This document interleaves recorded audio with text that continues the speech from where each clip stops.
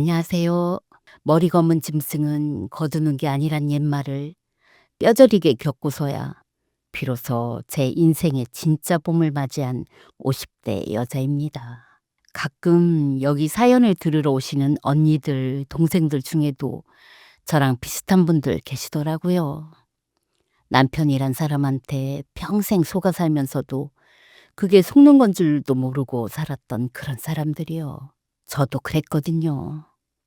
30년을 살았어요. 한 남자와 한 지붕 아래서요.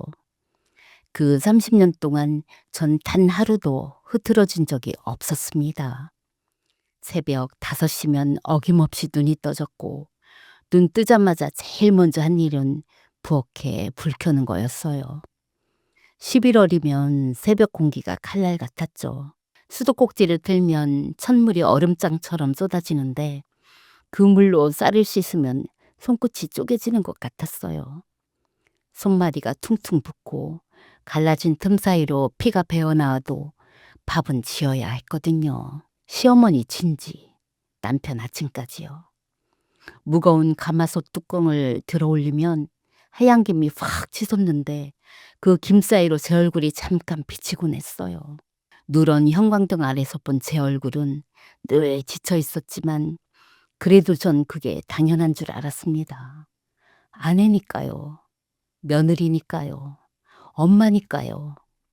제 이름은 이명순이에요. 올해 55이고요. 사람들이 저한테 늘 하는 말이 있었어요. 명순이는 참 곰 같다. 맞아요. 전 곰이었어요.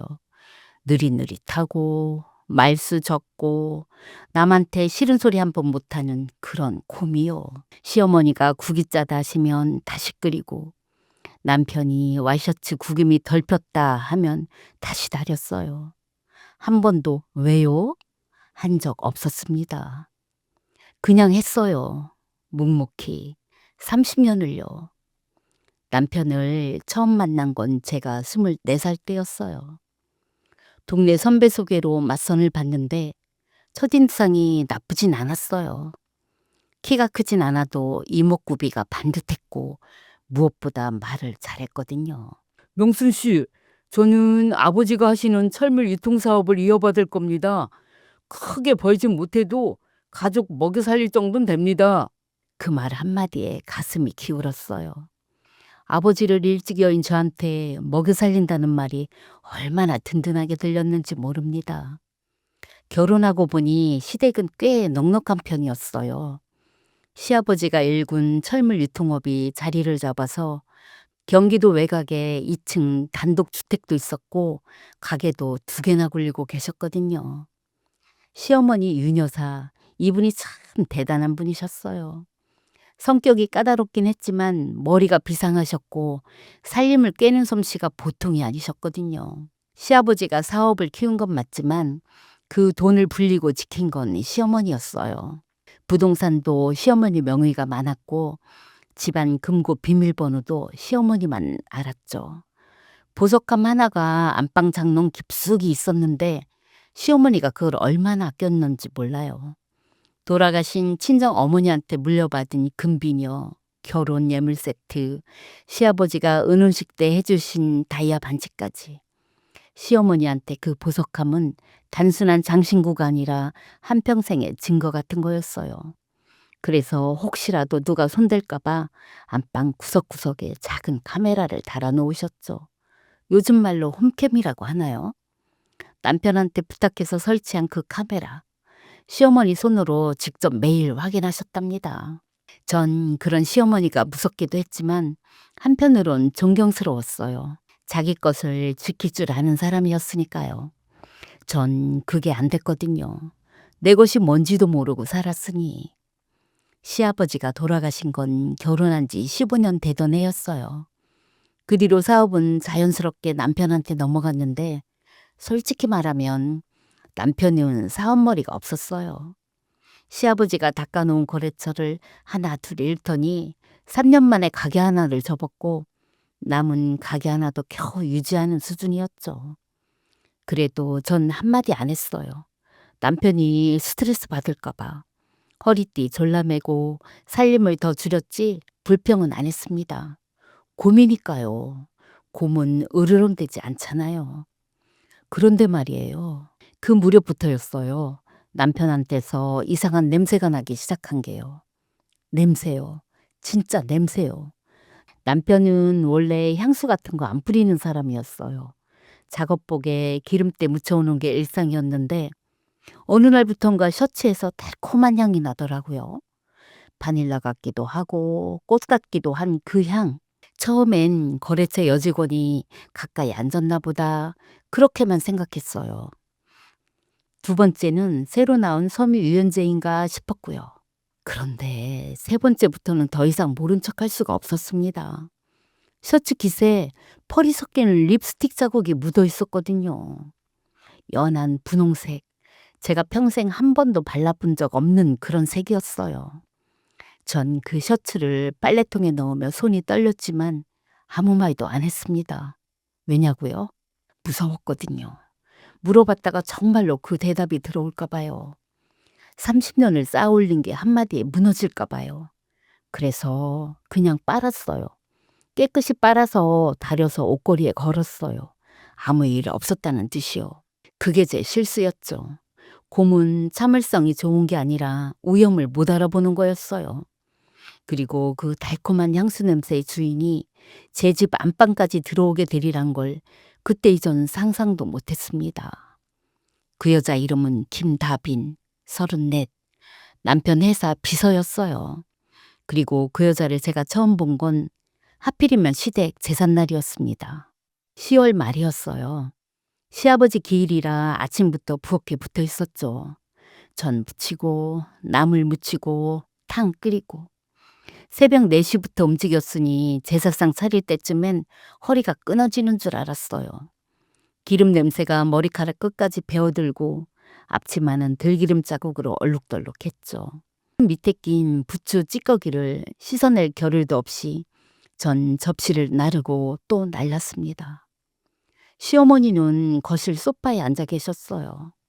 원래 같으면 옆에서 이것저것 지시라도 하셨을 텐데 그 해부터 무릎이 안 좋아지셔서 거동이 불편하셨거든요. 그래도 눈은 살아계셨어요.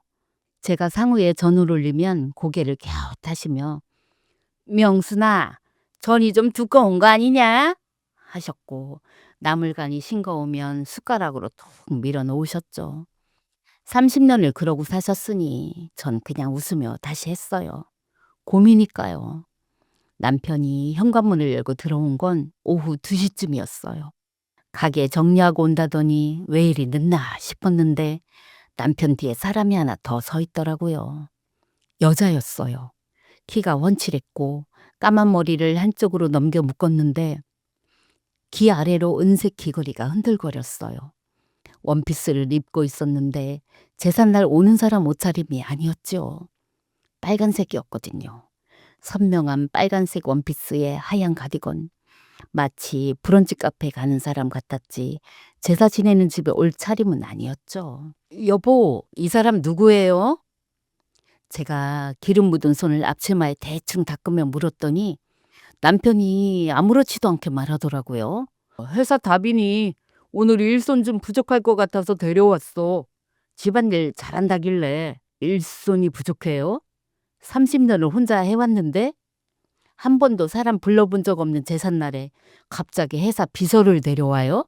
그 말이 목구멍까지 차올랐지만 전 삼켰어요. 제삿날에 부부싸움하면 돌아가신 시아버지한테 도리가 아니니까요. 그런데 그 여자가 들어오자마자 한 행동이 더 가관이었어요.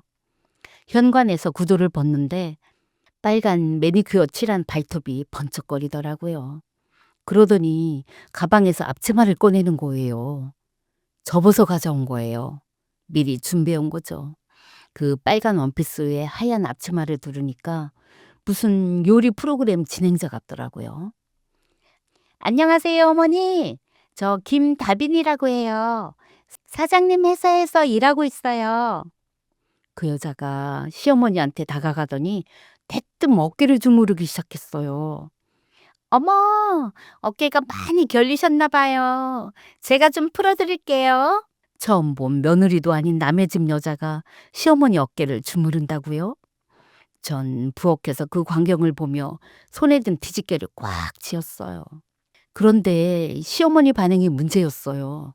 싫어하실 줄 알았거든요. 남이 몸에 손대는 걸 질색하시는 분이셨으니까요. 근데요, 글쎄 시어머니가 웃으셨어요. 아이고, 손이 참 따뜻하네. 명순이는 30년을 살아도 어깨 한번 안 주물러 주더만. 그 말이 가슴에 못처럼 박혔어요. 전 30년 동안 밥을 했지 어깨를 주물러 드린 적은 없었거든요.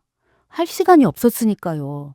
밥하고 빨래하고 청소하고 가게 장부 정리하느라. 근데 그게 시어머니 눈에 무심함으로 보였던 거예요. 그날 저녁 제사가 끝나고 뒷정리를 하는데 그 여자가 설거지를 하겠다고 나섰어요. 형님, 제가 할게요. 형님은 오늘 하루 종일 고생하셨잖아요.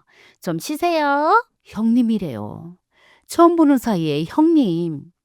전 손사래를 쳤죠. 아니에요. 손님이 무슨 설거지를 해요. 거실에 가 계세요. 그랬더니 그 여자가 제 손을 덥석 잡더라고요. 어머, 형님, 손이 너무 거칠어요. 이렇게 고생하시면 안 되는데. 그 손이 닿는 순간 소름이 쫙 돋았어요. 차가운 게 아니라 미끈미끈했거든요. 핸드크림을 바른 듯한 부드러운 손. 전이며 나물이며 하루 종일 만졌을 텐데 어떻게 저런 손이 유지가 되나 싶었죠. 그때 알았어요. 이 여자 일하러 온 게 아니구나. 보여주러 온 거구나. 시어머니한테 남편한테 그리고 나한테요. 자기가 얼마나 살갑고 예쁘고 젊은지를요. 제삿날이 끝나고 그 여자가 간 뒤 시어머니가 저한테 한마디 하셨어요.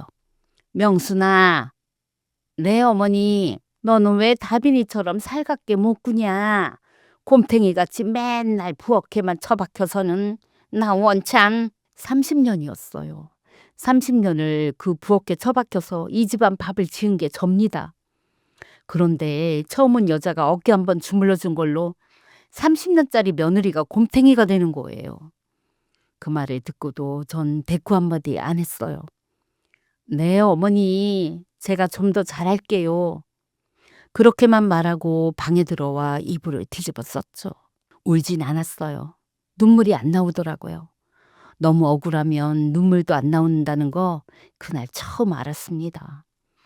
그 뒤로 그 여자는 한 달에 한두 번씩 우리 집에 들락거리기 시작했어요. 남편이 데려오는 날도 있었고 혼자 찾아오는 날도 있었죠. 올 때마다 시어머니한테 뭘 하나씩 사왔어요. 어떤 날은 홍삼 젤리, 어떤 날은 무릎 보호대, 또 어떤 날은 시어머니가 좋아하시는 약과를 예쁜 보자기에 싸서요. 시어머니는 그럴 때마다 입이 귀에 걸리셨어요. 우리 다빈이가 또 왔어? 어휴, 이런 걸 또 사왔어? 착하기도 하지. 우리 다빈이래요. 한 달 만에 우리가 붙었어요. 전 30년을 걸려도 우리 명순이란 소리를 못 들었는데 그 여자가 올 때마다 전 슬쩍슬쩍 지켜봤어요. 곰은 느리지만 눈은 좋거든요. 그 여자가 시어머니 어깨를 주무를 때 남편 눈이 어디를 향하는지, 그 여자가 부엌에서 과일을 깎을 때 남편이 어떤 표정을 짓는지 다 봤어요. 남편은 그 여자가 웃을 때마다 같이 웃었어요. 제가 웃을 때는 한 번도 따라 웃은 적 없는 사람이 그 여자가 사장님 커피 타드릴까요? 그러면 남편은 고개를 까딱이며 눈을 찡긋했어요. 제가 여보 커피 줄까? 하면 됐어 바빠 그렇게 말하던 사람이요. 그래도 전 참았어요. 확실한 증거가 없으니까요. 셔츠에 묻은 립스틱 자국쯤이야 우연일 수도 있고 비서가 사장집에 드나드는 게 이상한 것도 아니니까요. 스스로한테 그렇게 말했어요. 명순아, 네가 너무 예민한 거야. 괜히 의심해서 집안 망치지 마. 그런데요. 의심이란 게 한 번 싹이 트면 안 자라는 법이 없더라고요. 시어머니가 어느 날 저녁을 먹다 말고 이런 말씀을 하셨어요. 명순아, 나 다빈이한테 들었는데 요즘 무릎 아픈데 좋다는 병원이 있다며? 다빈이가 자기가 데려다 주겠다고 하더라. 제가 모셔다 드릴게요, 어머니. 아이고, 넌 가게도 봐야 되고 바쁘잖니. 다빈이가 시간이 된다는데 뭘. 제가 할 일을 그 여자가 하나씩 가져가고 있었어요. 시어머니 병원 모시기, 시어머니 말벗대기, 시어머니 간식 챙기기. 제가 30년간 서툴게나마 해오던 것들을 그 여자가 매끈한 손으로 쓱쓱 빼앗아가는 거였어요. 그리고 남편은 그걸 맡기는커녕 부추기고 있었죠. 다빈이가 어머니 모시고 한의원 다녀왔대. 고마운 애지? 고마운 애요? 남의 아내가 있는 집에 젊은 여자가 드나드는 게 고마운 거예요? 그해 겨울이 왔어요. 12월에 바람이 창문 틈으로 비집고 들어오던 어느 날 밤. 설거지를 끝내고 손에 핸드크림을 바르는데 문득 그 여자의 미끈한 손이 떠올랐어요. 전 갈라진 제 손등을 내려다봤죠. 기름때가 손금 사이사이에 끼어서 아무리 씻어도 안 빠지는 손이었어요. 그때 남편이 거실에서 전화를 하고 있었어요. 목소리가 작았지만 들렸어요. 다빈아, 어머니가 네 아까 맛있다고 또 사오래. 내일 가져다 줄 수 있지? 전화를 끄는 남편이 제 쪽으로 힐끗 봤어요. 눈이 마주쳤는데 남편이 먼저 고개를 돌리더라고요. 그 순간 알았어요. 이 집에서 제 자리가 줄어들고 있다는 걸.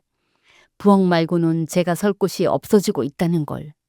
그리고 그건 시작에 불과했습니다. 남편이 제 눈을 피하며 입을 연 건 그로부터 며칠 뒤였어요. 명순아, 나 할 말이 있어. 거실엔 벽시계 초침 소리만 째깍째깍 울렸어요. 남편은 제 눈을 못 마주쳤죠. 우리 이혼하자. 다빈이랑 진지하게 만나고 있다. 미안하지만 우리 정리하자. 미안하다면서 얼굴이 저렇게 변할 수가 있나 싶었어요. 떨리지도 않고 울먹이지도 않고 거울 보고 연습한 사람 같았죠. 아니, 그 여자한테 코칭받은 사람. 전 안 울었어요. 대신 남편 얼굴을 가만히 들여다봤어요. 코에 난 검버섯, 처진 눈꺼풀, 빠져가는 정수리. 이 얼굴로 34살한테 사랑받고 있다고요? 우습더라고요. 근데 그 웃음 뒤에서 안개가 걷히듯 전부 선명해지는 거였어요. 셔츠에 향수 냄새, 기세 묻은 립스틱, 제삿날 빨간 원피스, 시어머니 어깨를 주무르던 미끈한 손. 아, 여우가 굴을 다 파놓았구나. 전 천천히 입을 열었어요. 여보, 이혼은 해줄게요. 남편이 그제야 고개를 들었어요. 눈이 희둥그레지더라고요. 울고불고 매달릴 줄 알았겠죠. 곰탱이 명순이가. 대신 조건이 있어요. 조건?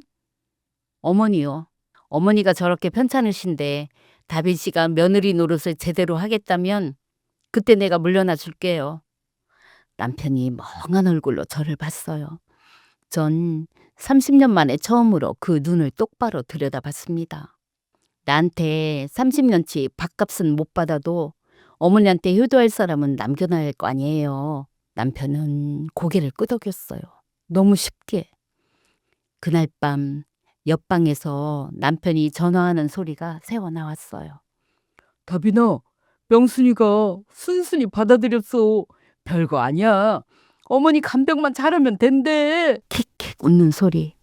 둘이서 제가 물러나는 걸 축하하고 있었어요. 전 이불 속에서 주먹을 쥐었어요. 손톱이 손바닥을 파고드는데 아프지 않았어요. 머릿속에 오히려 칼날처럼 서는 느낌이었거든요. 다음 날 아침 남편이 출근하고 시어머니가 안방에서 TV를 보시는 틈에 전 집안을 돌았어요. 시어머니가 보석함 감시용으로 달아놓으신 홈캠, 안방 장롱 위 하나, 화장대 옆 선반 하나, 거실 장식장 사이 하나. 전 건드리지 않았어요. 옳지만 눈에 담았습니다.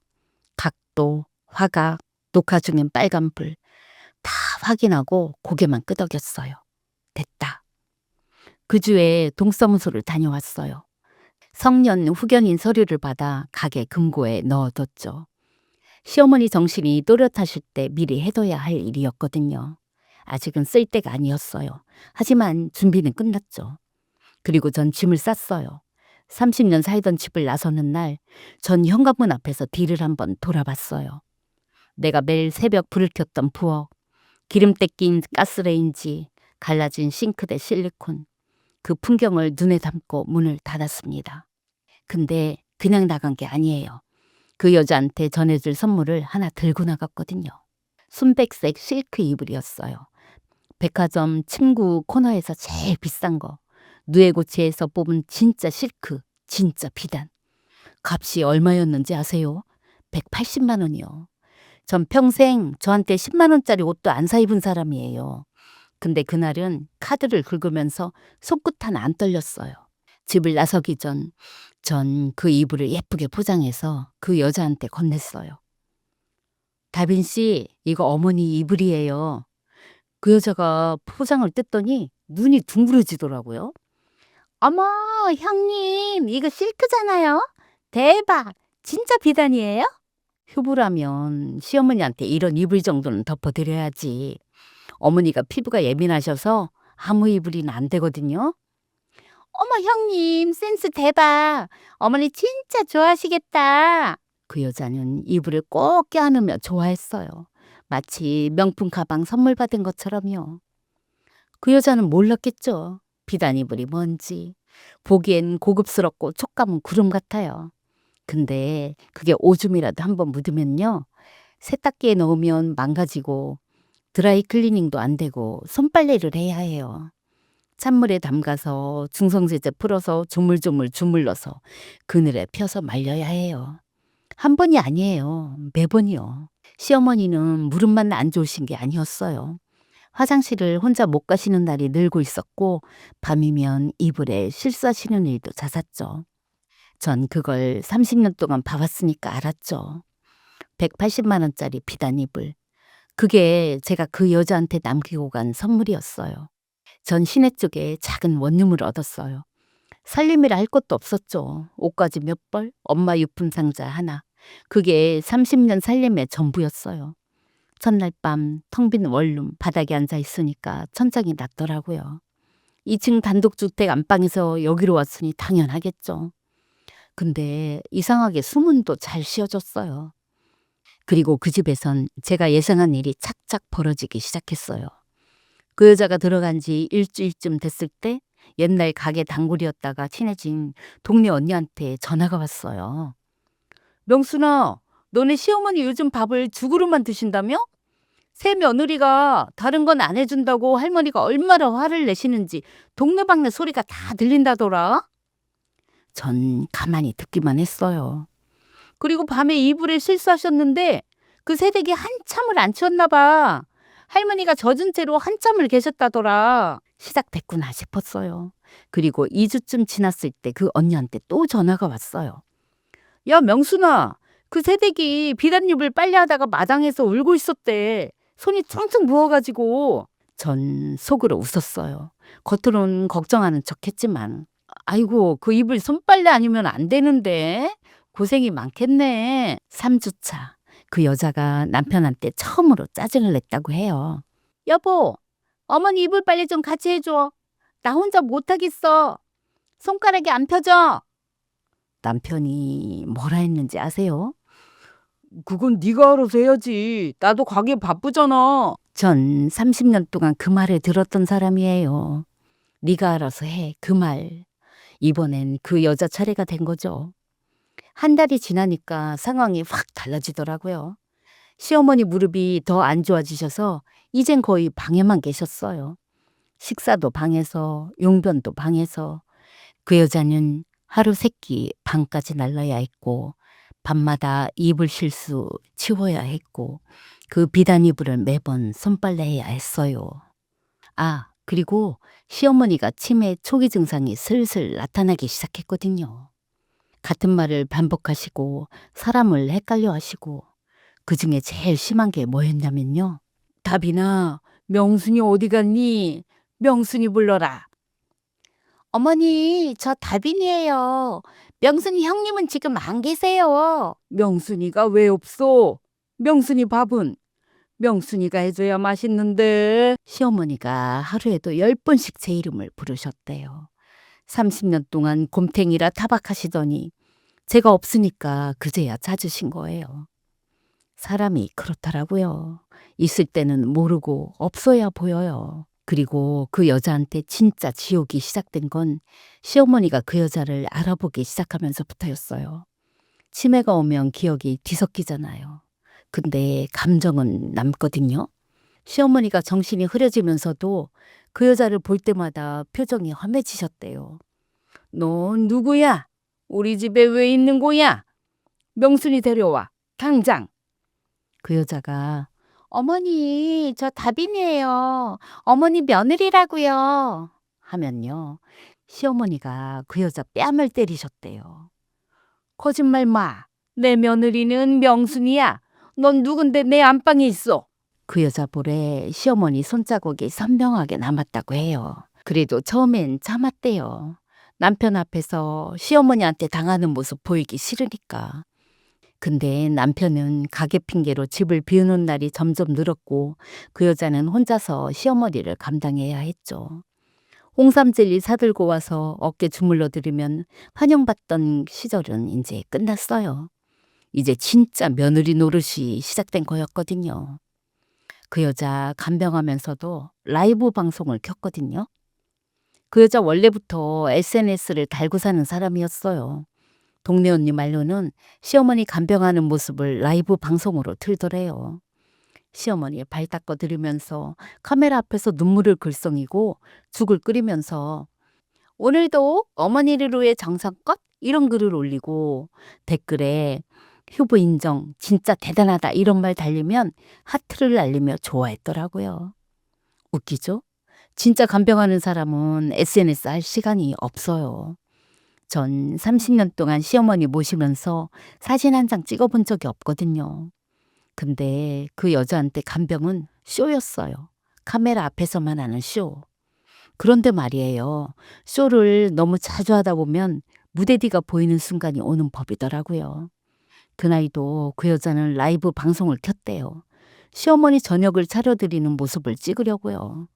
카메라를 식탁 옆 선반에 세워놓고 방송을 시작했죠. 안녕하세요, 여러분. 오늘도 어머니 저녁 준비할게요. 어머니가 요즘 입맛이 없으셔서 제가 특별히 전복죽을 끓여봤습니다. 거기까진 좋았어요. 문제는 그 다음이었죠. 시어머니한테 죽을 떠드리는데 시어머니가 숟가락을 탁 치셨대요. 죽이 확 엎어졌어요. 이불 위로, 비단 이불 위로. 그 여자 얼굴이 일그러졌대요.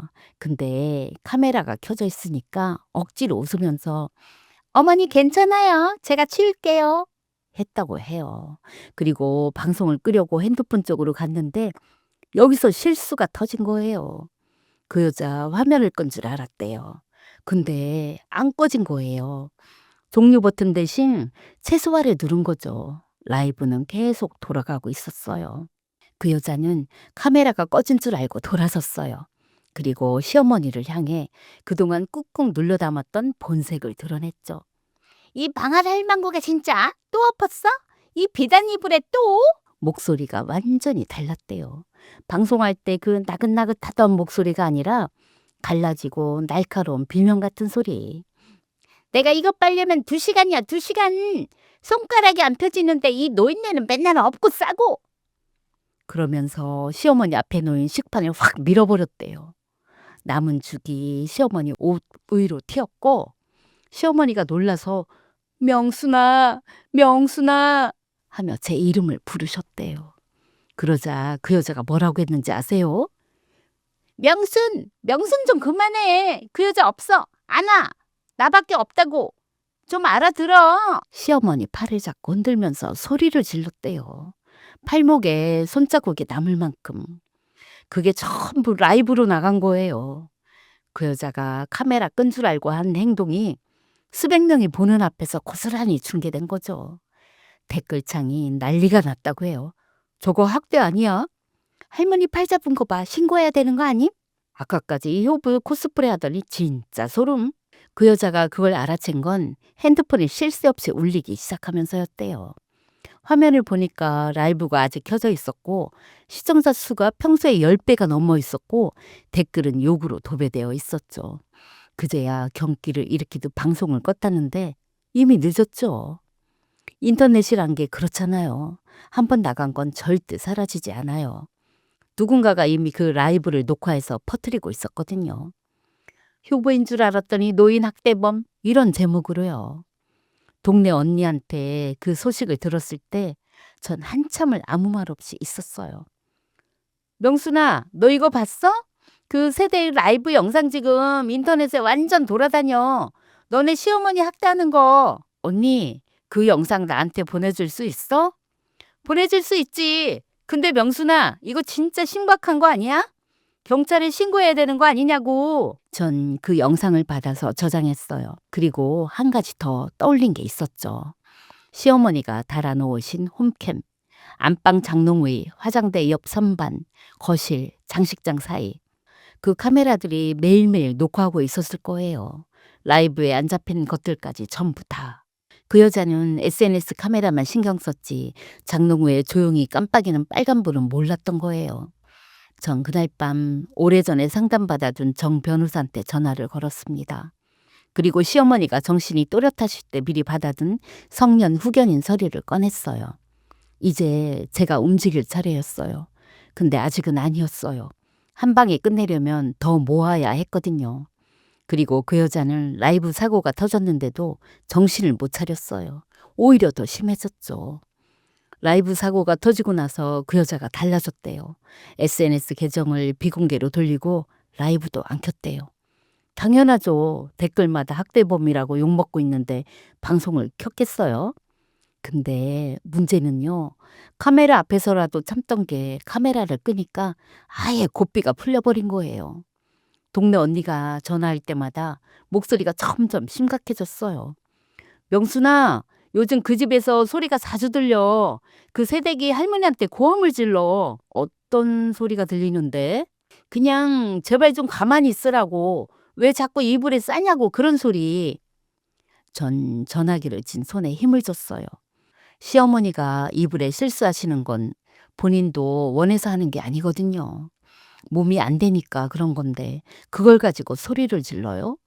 전 30년 동안 시어머니 이불 갈고 몸 닦아드리고 한 번도 인상 쓴 적 없었어요. 힘들었죠. 당연히 힘들었어요. 근데 그게 며느리가 할 일이니까 한 거예요. 그 여자는 며느리 자리를 뺏어갔으면서 며느리가 할 일은 안 하겠다는 거잖아요. 그리고 한 달쯤 더 지났을 때 동네 언니한테 온 전화 내용이 차원이 달라졌어요. 명순아, 나 오늘 진짜 깜짝 놀랐어. 왜? 그 집 앞을 지나가는데 창문이 열려 있었거든? 근데 시어머니가 우시는 소리가 들리는 거야. 그래서 가만히 들었더니 그 새댁이 시어머니한테 밥을 안 줬나 봐. 할머니가 배고프다고 명순이 불러달라고 우시는데 그 새댁이 뭐라 했는 줄 알아? 울지 좀 마. 시끄러워서 머리가 깨질 것 같아. 밥은 내가 먹고 싶을 때 줄 거니까 좀 기다려. 밥을 먹고 싶을 때 준다고요? 시어머니한테요? 걔한테도 밥때 맞춰주는 세상에 사람한테 배고프면 기다리라고요? 전 전화기를 놓고 한참을 앉아 있었어요. 손이 떨렸어요. 분해서요. 그리고 결정적인 날이 왔어요. 그날도 동네 언니한테 전화가 왔는데 이번엔 언니 목소리가 떨리고 있었어요. 명순아, 나 지금 119에 전화해야 되는 거 아니야? 언니, 무슨 일인데? 그 집에서 뭔가 깨지는 소리가 나더니 할머니가 비명을 지르셨어. 그리고 나서 그 새댁이 마당에 나와서 누구한테 전화를 하는데 하는 말이 다 들리더라. 뭐라고 하던데? 이 노인네가 언제까지 사는지 모르겠다. 집이랑 땅명이 넘어오기 전에 내가 먼저 미쳐버리겠다고. 그것만이 아니야. 그 곰탱이 며느리는 30년을 어떻게 버틴 거야? 나는 2달 만에 토할 것 같은데 그러더라. 근데 여기서 포기하면 안 되지. 포기하면 바보지. 이 집하고 건물 2개면 내 인생은 펴지는 거야. 딱 그렇게 말하더라. 그제야 퍼즐이 맞춰졌어요. 그 여자가 매 맞고 욕먹고 비단이불에 손 부르트면서도 안 나갈 이유를요. 시어머니 재산이었어요. 집, 건물, 시어머니 명의로 된 부동산. 며느리 노릇이 아니라 투자를 하고 있었던 거죠. 노인 학대라는 값을 치르면서. 동네 언니가 말을 이었어요. 명순아, 그게 끝이 아니야. 그 새댁이 미친 듯이 소리 지르더니 뭔가 내팽개치는 소리가 났어. 쨍그랑하고. 국그릇인지 식판인지 바닥에 내동댕이 친 것 같더라. 그러고 나서 쿵 하는 소리가 났거든? 할머니 신음소리가 들렸어. 끙끙 대시는데 우는 소리도 못 내시는 것 같더라. 명순아, 나 진짜 무서웠어. 소리만 들은 건데도 그림이 그려졌어요. 그 집 안방구조를 전 30년 동안 봐왔으니까 쿵 소리가 났다면 시어머니가 넘어지신 거예요. 벽 아니면 장롱 모서리? 홈캠에 다 찍혀 있을 거란 생각에 머리를 스쳤어요. 전 전화를 끊고 바로 정 변호사한테 연락했어요. 변호사님, 이제 움직여야 할 것 같아요. SNS 라이브 영상 원문도 있고 시어머니가 안방에 달아놓으신 홈캠도 있어요. 영상만 확보되면 형사고발이 가능합니다. 변호사님, 한 가지 더 있어요. 시어머니 칠순이 다음 달이에요. 그 여자가 잔치를 준비하고 있대요. 친척들 앞에서 효부 행세하려고. 거기서 끝내고 싶어요. 확실합니까? 네, 시어머니가 맞을 때마다 제 이름을 부르셨대요. 그 명순이가 이제 갈 거예요. 정 변호사가 움직이기 시작했어요. 그리고 전 홈캠 영상을 확보하러 그 집에 들어갈 준비를 했습니다. 30년 살던 집이에요. 구석구석 제가 모르는 곳이 없었죠.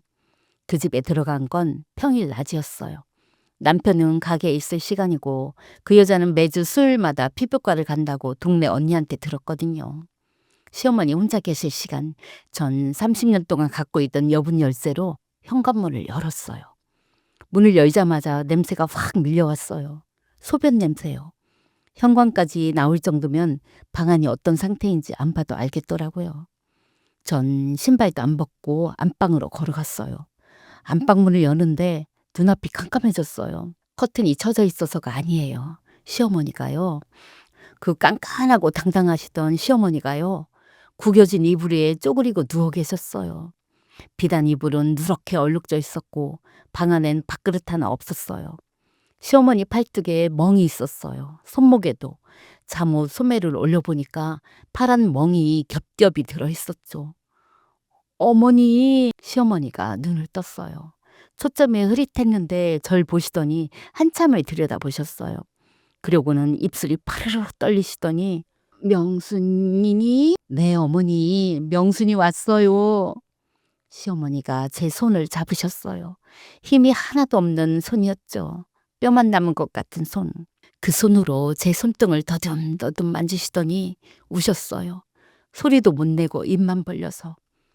명순아, 밥 좀 다오. 밥을 달라고 하셨어요. 시어머니가 며느리한테 밥을 구걸하고 계셨어요. 까다롭다고, 곰탱이라고, 전이 두껍다고 타박하시던 그 시어머니가 제가 해준 밥이 먹고 싶다고 우시는 거예요. 전 부엌으로 갔어요. 싱크대에 라면 냄비가 쌓여 있었고 냉장고엔 편의점 도시락 빈통만 굴러다녔어요. 쌀통을 열어보니까 쌀이 있긴 했어요. 전 밥을 지었어요. 30년 동안 했던 것처럼. 미역국도 끓였어요. 냉동실에 소고기가 있길래요. 시어머니한테 숟가락으로 밥을 떠드렸어요. 시어머니가 한 숟가락 드시더니 또 우셨어요. 이 맛이야. 이게 명순이 밥이지. 전 웃으면서 눈물을 삼켰어요. 울면 안 됐거든요. 아직 할 일이 남았으니까. 밥을 드시고 시어머니가 잠드신 사이 전 움직였어요. 안방 장롱의 홈캠, 화장대 옆 선반 홈캠, 거실 장식장 홈캠, 세대 전부 메모리 카드를 뽑았어요. 손이 안 떨렸어요. 오히려 너무 고요했죠. 그리고 제 핸드폰에 옮겨 담았어요. 영상을 재생하는데 전 봤어요. 그 여자가 시어머니 식판을 엎어버리는 걸. 시어머니 팔을 잡아서 방 구석으로 미는 걸. 시어머니가 넘어지면서 벽에 이마를 부딪히시는 걸. 그리고 바닥에 쓰러진 시어머니가 명순아, 명순아 부르시는데 그 여자가 등을 돌리고 핸드폰을 하는 걸. 다 찍혀 있었어요. 화면이 흔들림 없이 선명하게. 메모리 카드를 주머니에 넣었어요. 그리고 새 메모리 카드를 끼워놨죠. 빠진 줄 모르게. 전 시어머니 이불을 갈아드리고 방을 정리하고 설거지를 했어요. 그 여자가 들어오기 전에 나와야 했거든요. 현관문을 나서면서 시어머니 방을 한번 돌아봤어요. 곧 다시 올게요, 어머니. 이번엔 진짜로.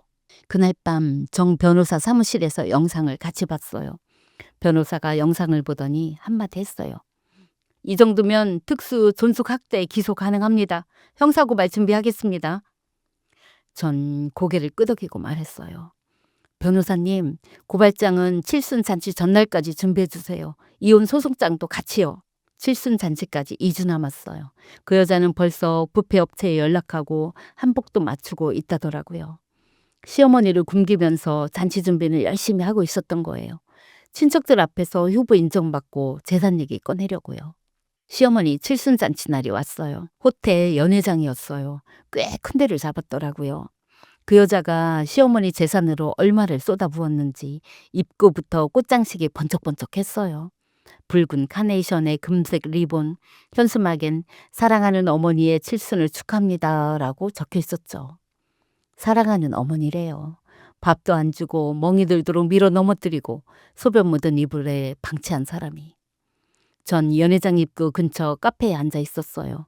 정 변호사가 옆에 있었고 가방 안엔 서류 봉투 2개가 들어있었죠.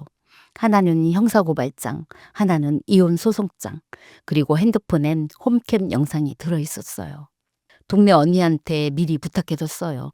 연회장 안 상황을 실시간으로 알려달라고. 언니가 하객으로 들어간 거예요. 시댁 동네 사람이니까 자연스럽게. 명순아, 지금 하객 한 50명쯤 왔어. 친척들이랑 남편 사업 관련 사람들인 것 같아. 그 여자는 분홍색 한복 입고 입구에서 인사하고 있어. 웃는 거 봐라. 이가 다 보인다.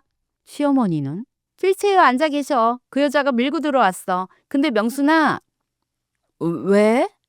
할머니 얼굴이 너무 안 좋아. 눈에 초점이 없다. 약 기운이겠죠. 치매약을 드셨을 테니까 멍하실 거예요. 그 여자 입장에선 시어머니가 조용해야 하니까 잔치 중에 명순이 불러 하시면 곤란하잖아요. 전 시계를 봤어요. 건배사가 시작되면 움직이기로 했거든요. 사람들이 다 모여서 주목하는 그 순간에 명순아, 지금 남편이 마이크 잡았어. 건배사 하려나 봐. 전 자리에서 일어났어요. 정 변호사가 물었어요. 가시겠습니까? 네. 연회장 문을 열었어요. 남편 목소리가 마이크를 타고 울리고 있었어요. 오늘 저희 어머니 칠순을 맞아 이렇게 자리를 마련했습니다. 어머니 곁에서 헌신적으로 그 단어를 듣는 순간 발걸음이 빨라졌어요. 문이 열리자 몇몇 하객이 고개를 돌렸어요.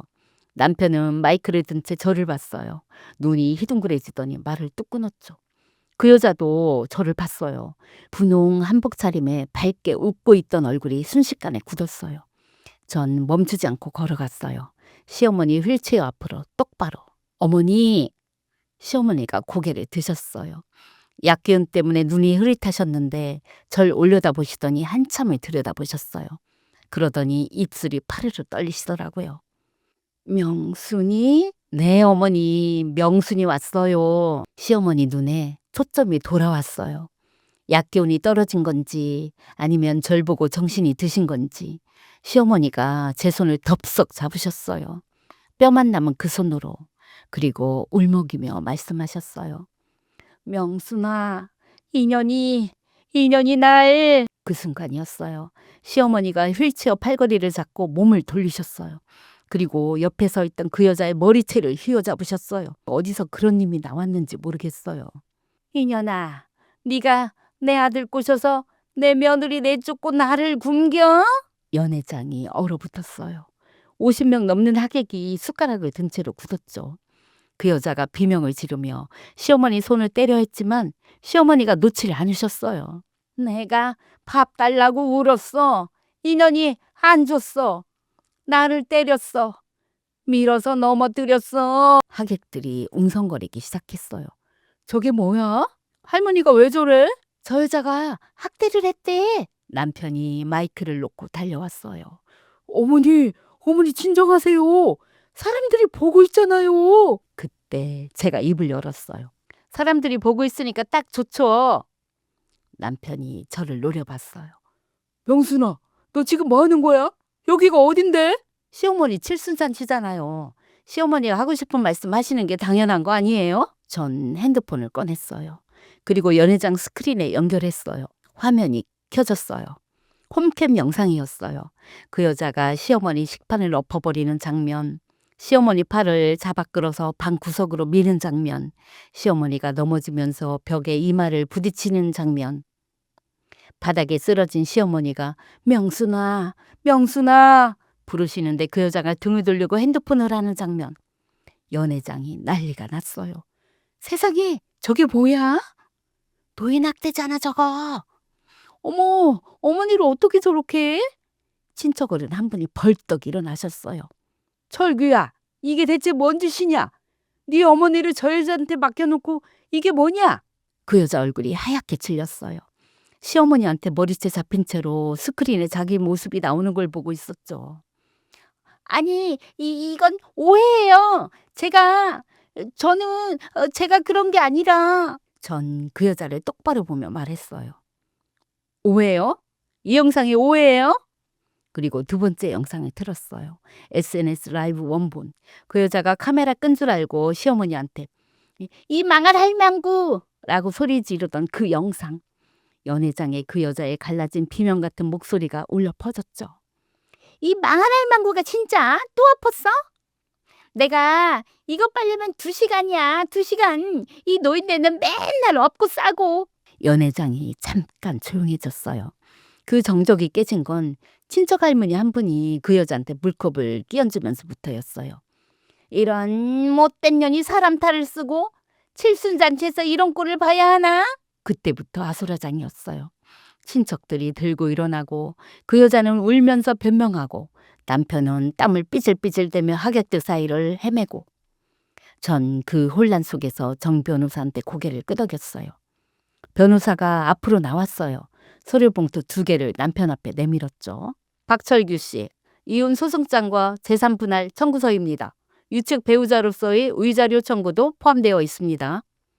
남편이 서류를 받아들더니 다리에 힘이 풀렸는지 의자에 주저앉았어요. 그리고 김다빈 씨, 변호사가 그 여자를 봤어요. 특수 존속 학대 혐의로 형사 고발이 접수되었습니다. 곧 연락을 받으실 겁니다. 그 여자가 바닥에 주저앉으며 울부짖었어요.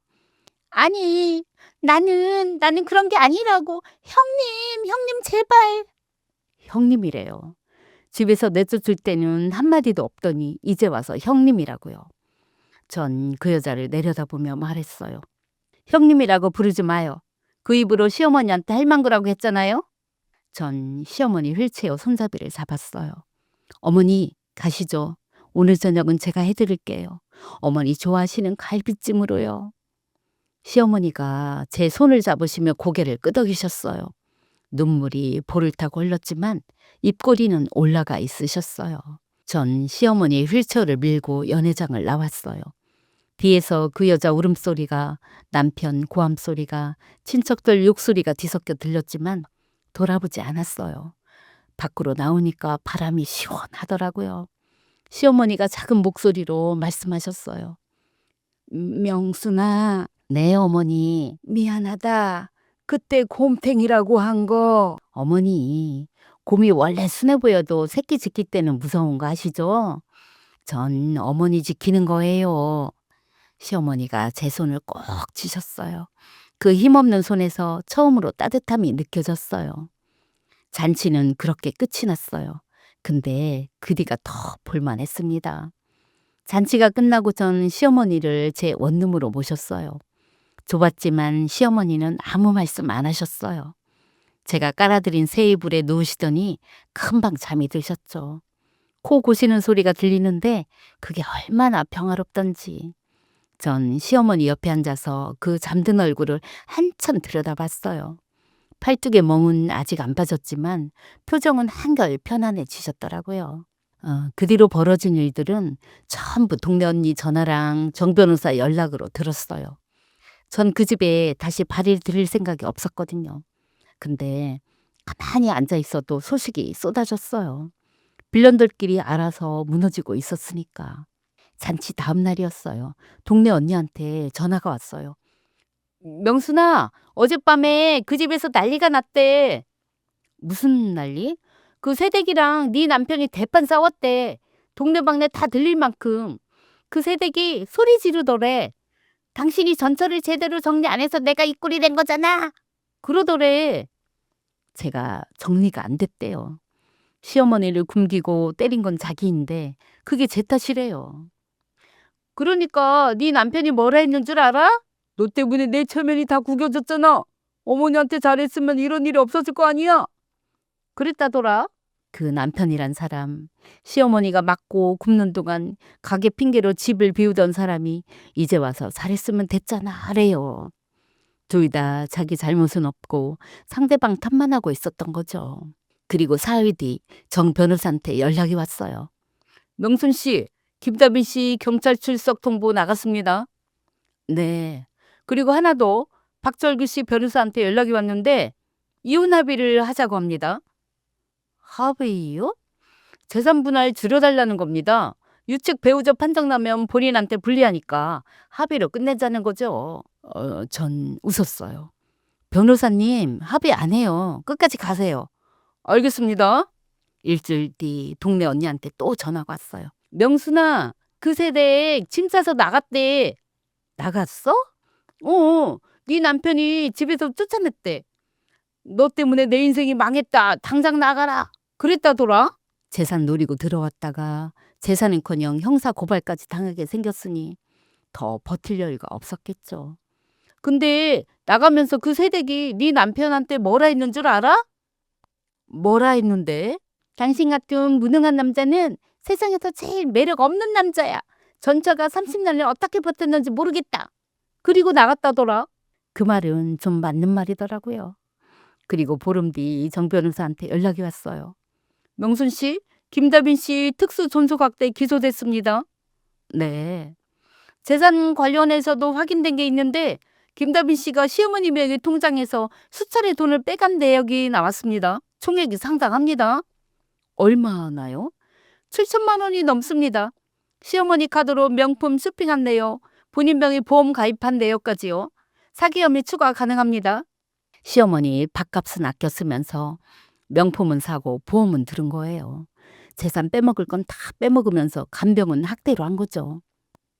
추가 고발 진행해 주세요. 알겠습니다. 한 달 뒤 남편한테서 전화가 왔어요. 전 안 받았어요. 또 왔어요. 또 안 받았죠. 그러더니 문자가 왔더라고요. 명순아, 내가 잘못했다. 한 번만 만나자, 제발. 전 그 문자를 읽고 핸드폰을 내려놨어요. 30년 동안 네가 알아서 해 그러던 사람이 혼자 남으니까 제발이래요. 곰탱이한테 밥 해달라고 했던 시어머니가 떠올랐어요. 사람이 다 그래요. 없어야 보여요. 근데 전 이미 볼 거 다 봤거든요. 답장 안 했어요. 그리고 2달 뒤 정 변호사한테 최종 보고가 왔어요. 명순 씨 이혼 판결 나왔습니다. 유측 배우자 인정. 재산 분할은 명순 씨 쪽으로 70대 30입니다. 의자료도 별도 인정됐고요. 감사합니다, 변호사님. 그리고 김다빈 씨 1심에서 징역 2년에 집행유예 3년 선고됐습니다. 사기 혐의는 별도로 민사소송 진행 중이고요. 그 여자는 효부 코스프레 하다가 전과자가 됐어요. 남편은 사업도 아내도 어머니도 다 잃었고요. 시어머니 명의 재산은 성년 후견인인 제가 관리하게 됐어요. 그 집, 그 건물, 그 여자가 그렇게 누리던 것들 결국 제 손으로 돌아온 거죠. 동네 언니가 마지막으로 전해준 소식이 있어요. 명순아, 네 남편 요즘 가게도 접었대. 혼자 원룸에서 산다더라. 술만 마시고 불쌍하다고 해야 하나 쌤통이라고 해야 하나 전 가만히 있다가 한마디 했어요. 언니, 그 사람 소식은 이제 안 전해줘도 돼요. 전 전화를 끊고 시어머니 방문을 열었어요. 시어머니가 TV를 보시다가 절 보며 웃으셨어요. 명순아, 오늘 저녁은 뭐야? 갈비찜이야, 어머니. 또? 맨날 갈비찜이네. 어머니가 좋아하시잖아요. 그래, 네가 해주는 건 다 맛있지. 전 웃으며 부엌으로 갔어요. 새 부엌이었어요. 새 가스레인지, 새 싱크대. 30년 된 기름때는 없었지만 제 손은 여전히 거칠었어요. 근데 이 거친 손으로 짓는 밥이 이제는 제가 지키고 싶은 사람한테만 가더라고요. 그렇게 1년이 흘렀어요. 전 시어머니 명의였던 2층 단독주택을 수리해서 시어머니와 함께 다시 들어갔어요. 30년 살던 그 집이지만 이젠 완전히 다른 집이 됐어요. 부엌도 새로 했고 안방도 새로 도배했고 시어머니 방엔 난방 깔린 온도를 새로 놨어요. 비단 이불 대신 푹신한 면 이불을 깔아드렸죠. 시어머니가 실수하셔도 세탁기에 돌리면 되는 그런 이불로요. 시어머니 치매는 더 나빠지시진 않았어요. 약 잘 드시고 밥 잘 드시고 무엇보다 마음이 편해지니까 증상이 좀 누그러지셨대요. 담당 의사 선생님이 그러시더라고요. 치매 환자한테 제일 중요한 건 약이 아니라 안정감입니다. 보호자가 바뀌고 많이 좋아지셨네요. 시어머니는 요즘 하루에 한 번씩 꼭 이 말씀을 하세요. 명순아, 내가 그때 곰탱이라고 한 거 진짜 미안하다. 어머니, 그거 100번도 넘게 들었어요. 100번이면 어때? 1000번이라도 해야지. 내가 눈이 없었어. 눈이 멀었어. 전 매번 그 말 들을 때마다 웃어요. 시어머니가 이젠 제 손을 잡으시며 고맙다 그러시거든요. 30년 동안 못 들은 말을 이제 하루에 10번씩 들어요. 늦었지만 안 듣는 것보단 낫죠. 남편은요. 아, 그 사람은 이제 제 남편이 아니죠. 전 남편. 소식은 안 들어요. 듣고 싶지도 않고요. 동네 언니한테 그 사람 얘기하지 말라고 했으니까. 어떻게 살든 제 알바가 아니에요. 30년을 줬으면 충분하죠 뭐. 더 줄 건 없어요. 그 여자도요. 전과 기록 않고 어디서 어떻게 사는지 모르겠어요. 알고 싶지도 않고요. 다만 한 가지. 시어머니 통장에서 빼간 7천만 원은 한 푼도 안 깎고 다 받아낼 거예요. 그건 시어머니 돈이니까요. 요즘 저는요. 아침에 일어나면 시어머니 진지 차리고 같이 앉아서 밥 먹어요. 시어머니가 국이 짜다 하시면 물 좀 더 넣고 전이 두껍다 하시면 다음엔 얇게 부쳐요. 30년 전이랑 똑같죠? 근데 달라진 게 하나 있어요. 이젠 그게 억울하지 않아요. 제가 지키고 싶은 사람한테 하는 거니까요. 지난주에 시어머니랑 동네 산책을 했어요.